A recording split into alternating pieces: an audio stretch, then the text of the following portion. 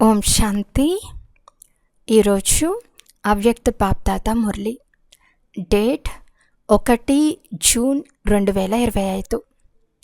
బాప్దాదా చెప్తున్నారు, సంపూర్ణంగా మరియు సంపన్నంగా అయ్యే తేదీని నిర్ణయం చేసుకుని సమయ ప్రమాణంగా ఇప్పుడు ఎవర్ రెడీగా అవ్వండి. ఈరోజు బాప్దాదా నలువైపులా ఉన్న పిల్లల 3 రూపాలను చూస్తున్నారు. ఎలాగైతే తండ్రి యొక్క విశేషమైన 3 సంబంధాలు గుర్తుంటాయో అలా పిల్లల 3 రూపాలను చూసి హర్షితమవుతున్నారు. మీ 3 రూపాల గురించి తెలుసు కదా. ఈ సమయంలో పిల్లలందరూ బ్రాహ్మణ రూపంలో ఉన్నారు మరియు బ్రాహ్మణుల చివరి స్థితి బ్రాహ్మణుల నుండి ఫరిస్తా, తర్వాత ఫరిస్తా నుండి దేవత. అన్నిటికంటే విశేషమైనది వర్తమాన బ్రాహ్మణ జీవితం. బ్రాహ్మణ జీవితం అమూల్యమైనది. బ్రాహ్మణ జీవితం యొక్క విశేషత పవిత్రత. పవిత్రతయే బ్రాహ్మణ జీవితం యొక్క రాయల్టీ. పవిత్రతయే బ్రాహ్మణ జీవితం యొక్క పర్సనాలిటీ. పవిత్రతయే సుఖశాంతుల జనని. ఎంత పవిత్రత ఉంటుందో అంత జీవితంలో సుఖశాంతులు సహజంగా మరియు స్వాభావికంగా ఉంటాయి. పవిత్ర ఆత్మల లక్ష్యం బ్రాహ్మణుల నుండి దేవత కాదు. మొదట ఫరిస్తాగా అవ్వాలి, ఫరిస్తా నుండి దేవతగా అవ్వాలి. కనుక బ్రాహ్మణుల నుండి ఫరిస్తా, ఫరిస్తా నుండి దేవత. పిల్లలందరి ఈ 3 రూపాలను బాప్దాదా చూస్తున్నారు. మీ అందరికీ మీ 3 రూపాలు ఎదురుగా వచ్చేసాయా? బ్రాహ్మణులుగా అయితే అయిపోయారు. ఇప్పుడు ఫరిస్తాగా అవ్వాలనే లక్ష్యం ఉంది. ఇదే లక్ష్యం ఉంది కదా. ఫరిస్తాగా అవ్వవలసిందే. ఫరిస్తా తనపు విశేషతలు జీవితంలో ఎన్ని కనిపిస్తున్నాయో చెక్ చేసుకోండి. ఫరిస్తా అనగా వారికి పాత ప్రపంచము, పాత సంస్కారాలతో ఎలాంటి సంబంధము ఉండదు. ఫరిస్తా అనగా కేవలం సమస్యల సమయంలోనే డబల్ లైట్గా అవ్వటం కాదు, కానీ సదా మనస వాచ సంబంధ సంపర్కంలో డబల్ లైట్గా తేలికగా ఉండాలి. తేలికైన వస్తువు మంచిగా అనిపిస్తుందా లేక బరువైన వస్తువు మంచిగా అనిపిస్తుందా? ఏది మంచిగా అనిపిస్తుంది? తేలికైందే ఇష్టం అనిపిస్తుంది కదా. ఫరిస్తా అనగా కొందరికి మాత్రమే కాదు, కానీ అందరికీ ప్రియంగా మరియు అతీతంగా ఉండాలి. కేవలం ప్రియమైన వారిగా కాదు, ఎంత ప్రియంగా ఉంటారో అంతే అతీతంగా ఉండాలి. ఫరిస్తాల గుర్తు వారు అందరికీ ప్రియంగా ఉంటారు. ఎవరు వారిని చూసినా కలిసినా సంబంధ సంపర్కంలోకి వచ్చినా వీరు నా వారు అని అనుభవం చేసుకుంటారు. ఎలాగైతే తండ్రిని అందరూ నా వారు అని అనుభవం చేస్తారో అలా ఫరిస్తా అనగా వీరు నా వారు అని ప్రతి ఒక్కరూ అనుభవం చేయాలి.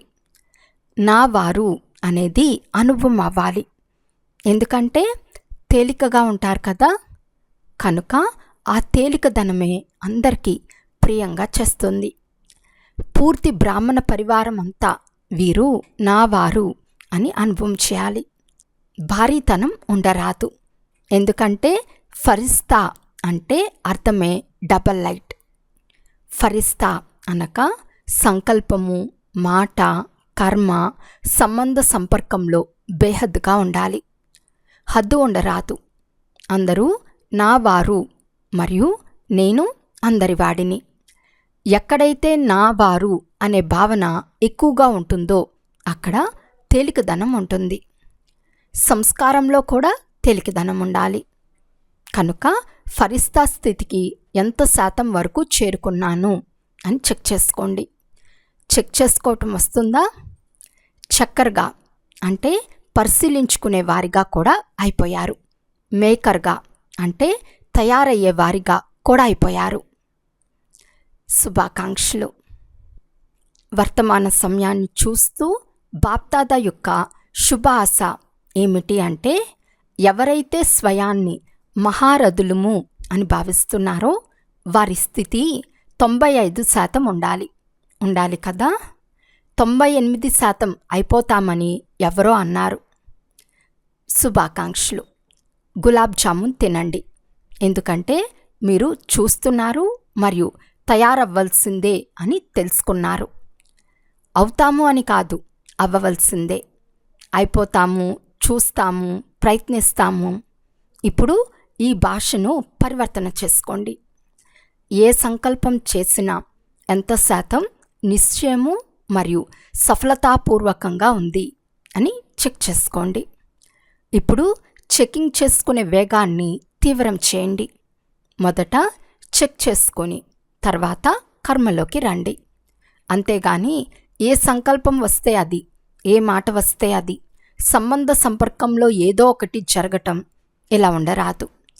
ఎవరైతే విఐపీలు ఉంటారో వారికి ఎంత చెకింగ్ ఉంటుందో తెలుసు కదా. మొదట ప్రతి వస్తువును చెకింగ్ చేసిన తర్వాత వారు అడుగు వేస్తారు. కనుక ఇప్పుడు 2 గంటలు 4 గంటల తర్వాత చెక్ చేసుకోవటం కాదు. మొదట చెకింగ్ చేసుకొని తర్వాత అడుగు వేయాలి. ఎందుకంటే ఈ రోజుల్లోని విఐపీలు ఎవరైతే ఉన్నారో వారు కేవలం ఒక్క జన్మ కొరకే, అది కూడా కొంత సమయానికి మాత్రమే. కానీ ఈ సృష్టి నాటకంలో బ్రాహ్మణుల నుండి ఫరిస్తాలుగా అయ్యే మీకైతే ఎన్ని వివిలు అయినా పెట్టవచ్చు. మీరు మీ ముందు వివిలు పెట్టుకుంటూ వెళ్ళండి. మీ చిత్రాలు ఏవైతే పూషింపబడుతున్నాయో వాటినైతే చూశారు కదా. మందిరాలను చూడకపోయినా ఫోటోలనైతే చూశారు కదా. ఇప్పుడు కూడా వాటికి ఎంత విలువ ఉంది. ఎంతో పెద్ద పెద్ద మందిరాలను తయారు చేస్తారు. మీ చిత్రం అయితే 3 అడుగుల్లోనే వచ్చేస్తుంది. కనుక మీకు ఎంత విలువ ఉంది. జడ చిత్రాలకు కూడా విలువ ఉంది కదా. మీ చిత్రాలను దర్శించుకునేందుకు ఎంత క్యూ ఉంటుంది. మరి చైతన్యంలో మీరు ఎంత విఐపీలు. కనుక అడుగు వేసే ముందే చెక్ చేసుకోండి. తర్వాత చెక్ చేసుకుంటే ఆ అడుగు పోయినట్లే. ఆ అడుగు మళ్ళీ మీ చేతికి రాదు. అజ్ఞాన కాలంలో కూడా ఆలోచించి అర్థం చేసుకొని పని చేయండి అని అంటారు. పని చేసిన తర్వాత ఆలోచించటం కాదు, మొదట ఆలోచించి తర్వాత పని చేయండి. కనుక మీ స్వమానం అనే సీటుపై ఉండండి. ఎంత పొజిషన్లో ఉంటారో అంత అపోజిషన్ అంటే వ్యతిరేకత ఉండదు. మీరు మీ పొజిషన్ అంటే స్వమానంలో లేనప్పుడే మాయ యొక్క అపోజిషన్ ఉంటుంది.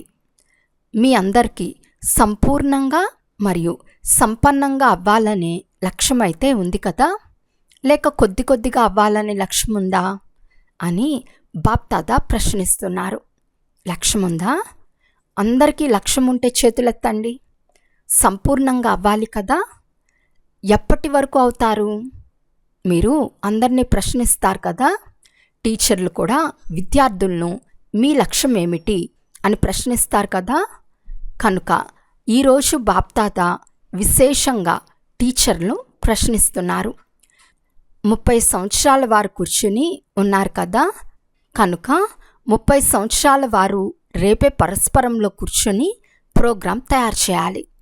మీటింగ్లు అయితే చాలా చేస్తున్నారు. మీటింగ్ సిట్టింగ్ చేయటం బాప్దాదా చూస్తుంటారు. కానీ ఇప్పుడు ఎప్పటి వరకు సంపన్నంగా అవుతారు అని మీటింగ్ చేయండి. ఇతర అన్ని ఫంక్షన్లు చేసేటప్పుడు ఫలానా ప్రోగ్రాం ఫలానా తేదీని చేయాలని తేదీని ఫిక్స్ చేస్తారు కదా. మరి దీనికి తేదీ లేదా?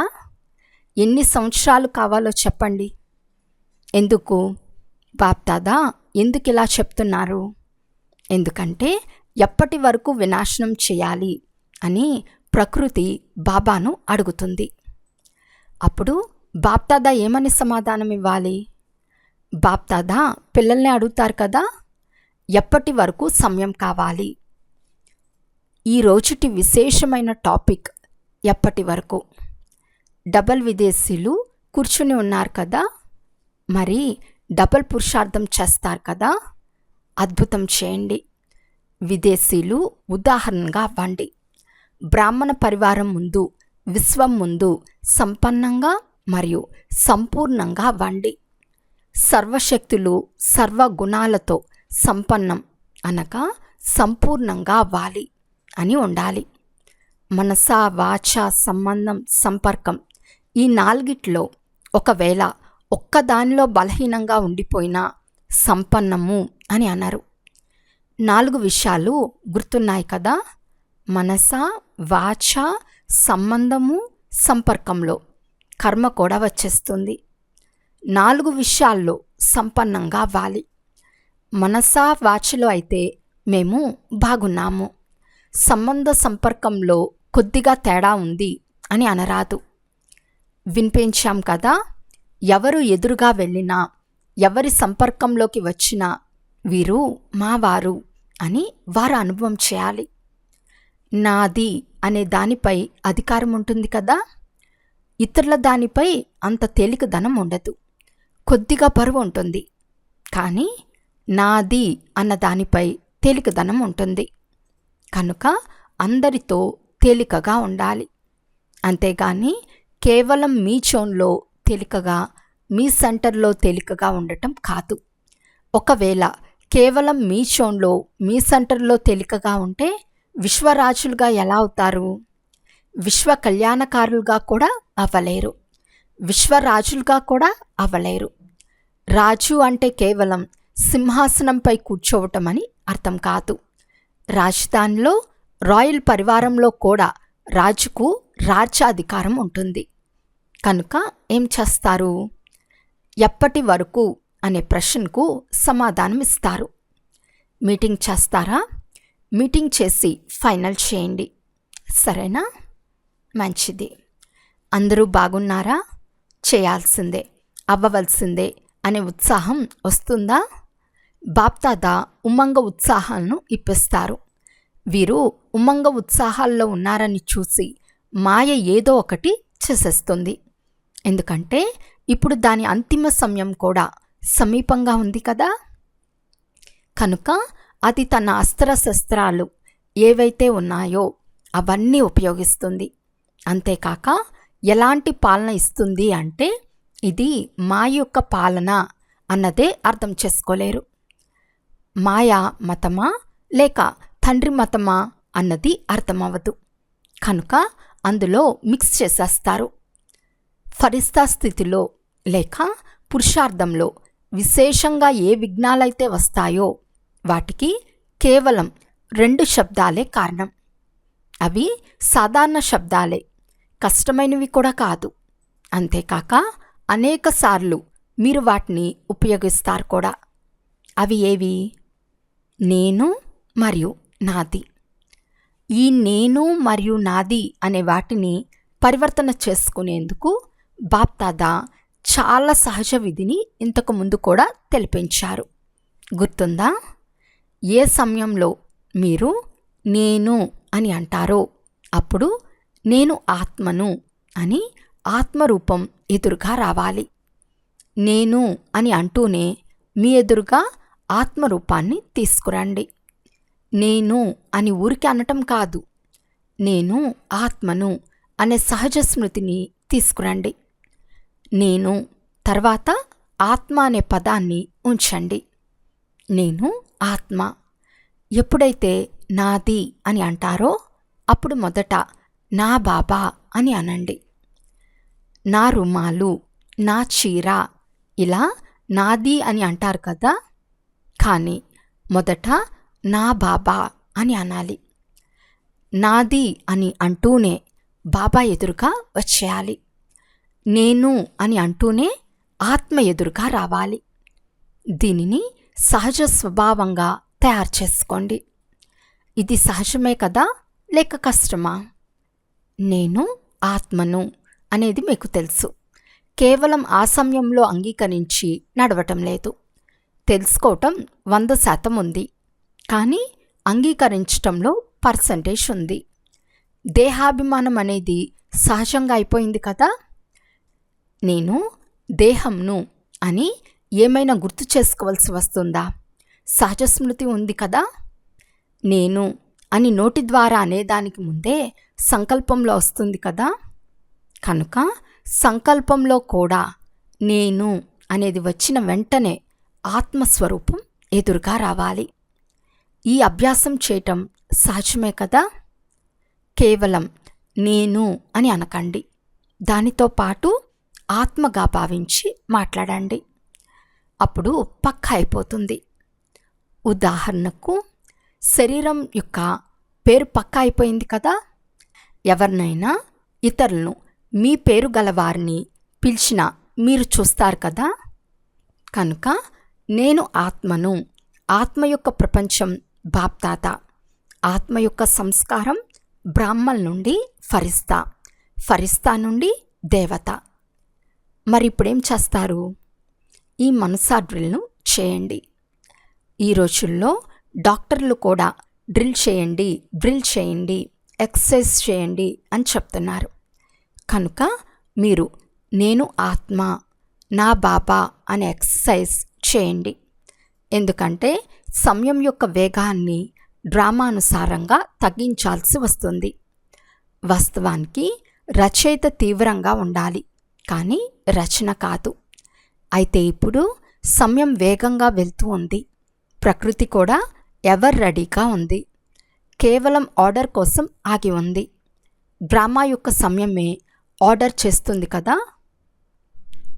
స్థాపన చేసేవారు ఒకవేళ ఎవరు రెడీగా లేకుంటే వినాశనం తర్వాత ప్రళయం ఏమైనా అవుతుందా?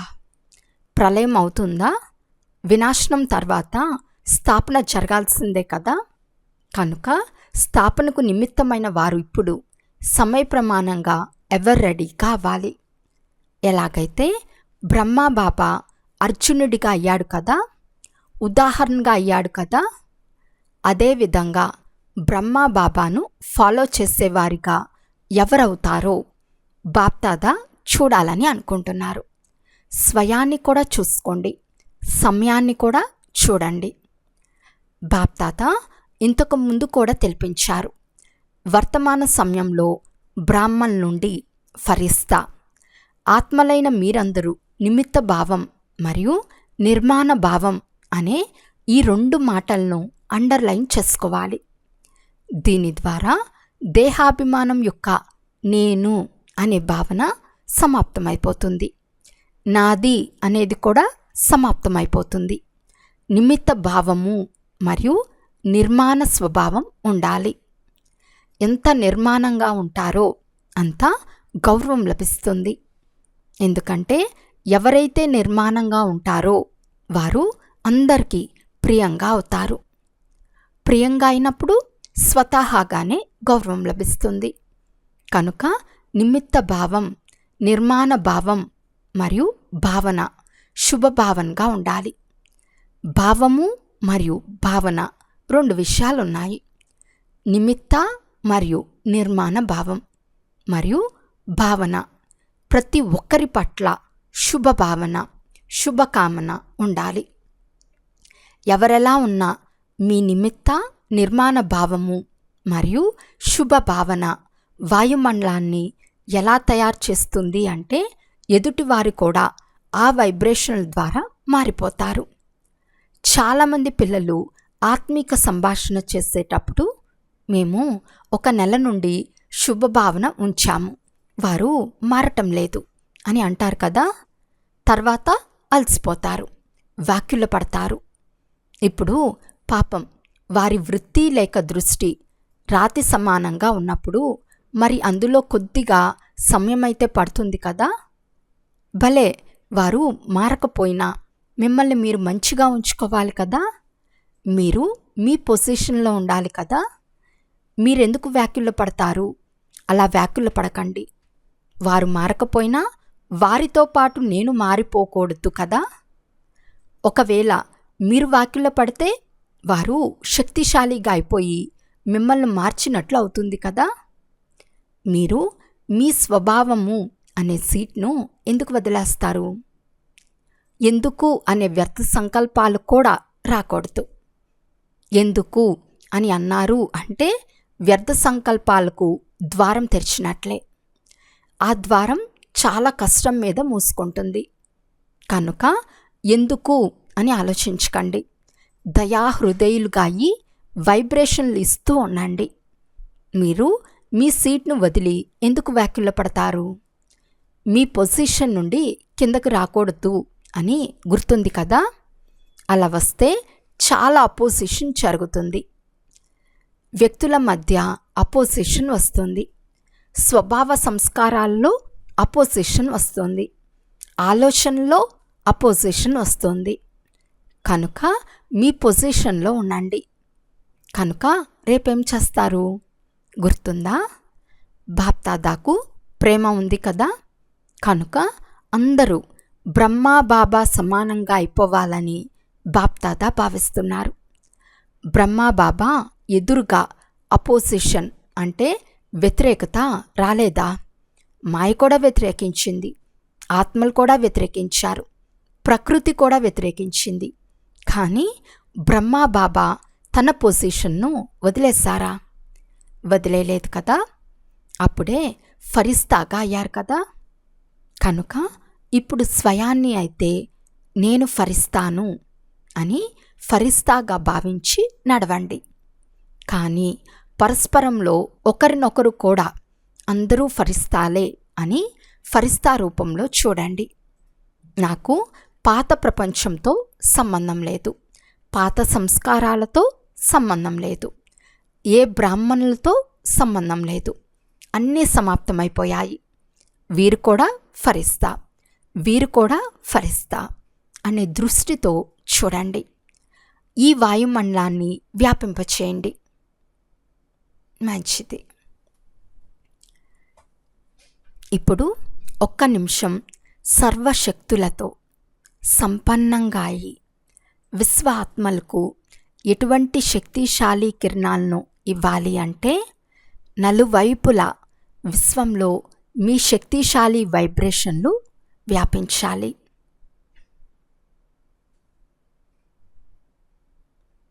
బాప్దాదా డ్రిల్ చేయించారు. అచ్చా, బాప్దాదా అందరికీ యాద్ ప్యార్ తెలుపుతున్నారు.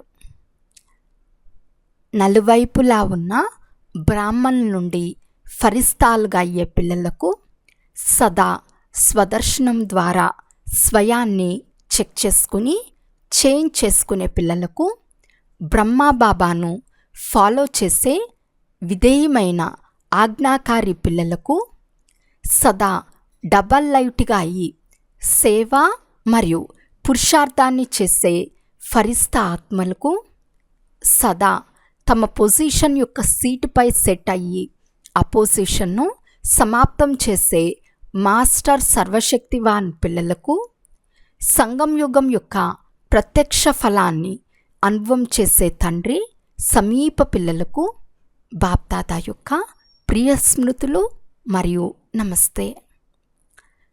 పిల్లలందరి తరపు నుండి బాప్దాదాకు ప్రియ స్మృతులు మరియు నమస్తే నమస్తే నమస్తే. ఈరోజు వరదానము: ప్రత్యక్షతా సమయాన్ని సమీపంగా తీసుకొచ్చే సదా శుభచింతక్ మరియు స్వాచింతక్ భవ. సేవలో సఫలతకు ఆధారం శుభచింతక్ వృత్తి. ఎందుకంటే మీ ఈ వృత్తి ఆత్మల్లో గ్రహణ శక్తిని లేక జిజ్ఞాసను పెంచుతుంది. దీని ద్వారా వాచా సేవ సహజంగా సఫలమవుతుంది. స్వయం పట్ల స్వాచింతన చేసే స్వాచింతక్ ఆత్మలు సదా మాయా ప్రూఫ్గా ఉంటారు. ఇతరుల బలహీనతలను గ్రహించటం నుండి, వ్యక్తి మరియు వైభవాల ఆకర్షణ నుండి కూడా ప్రూఫ్గా అంటే నిర్లేపంగా అయిపోతారు. కనుక ఎప్పుడైతే ఈ రెండు వరదానాలను ప్రాక్టికల్ జీవితంలోకి తీసుకొస్తారో అప్పుడు ప్రత్యక్షతా సమయం సమీపంగా వస్తుంది. స్లోగన్: మీ సంకల్పాలను కూడా అర్పణ చేసినట్లయితే సర్వ బలహీనతలు స్వతహాగానే దూరమైపోతాయి.